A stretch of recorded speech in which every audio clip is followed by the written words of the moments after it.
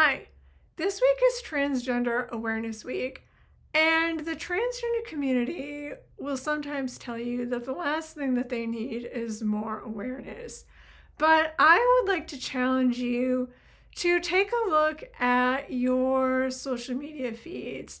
And are you listening and learning from transgender people? Do you have transgender women in your list of people that you are following? Are you following transgender athletes or educators? Whose voices are you learning from? Is it only advocates and allies like myself? And it's not wrong to be listening and learning from people like me.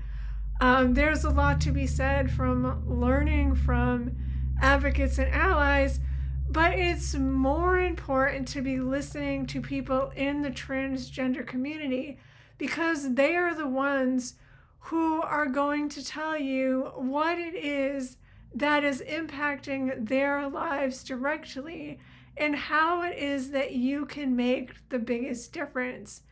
And then I want you to think about, are you purchasing from people who are transgender? Do you support them with your cash dollars? Are you donating to organizations that work to support transgender people, such as the Trans Law Center or the Human Rights Campaign or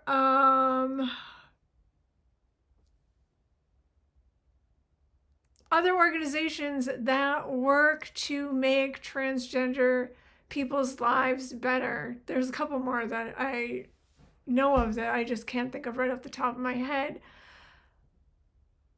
How are you supporting transgender people more than just saying, I'm an ally, or I support transgender people, or I agree with their right to live however they choose? Those are just words, right? I talk a lot about how being an advocate is an action word, and your actions need to be more than just saying, they need to be doing.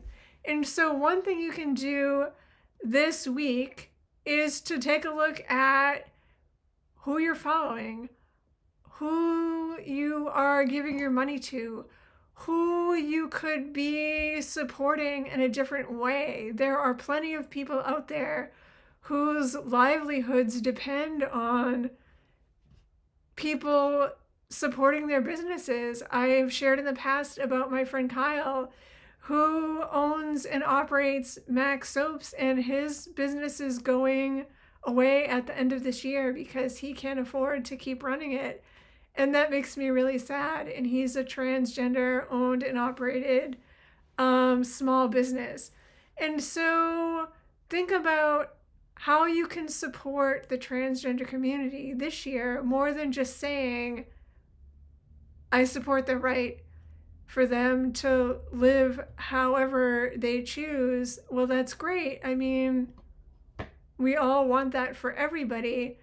But in this year where their rights and privileges are being taken away at literally every turn, how could you support them better?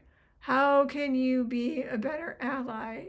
How could you learn from people and also support them the same way that you support the other members of your community who are not transgender? It's something to think about.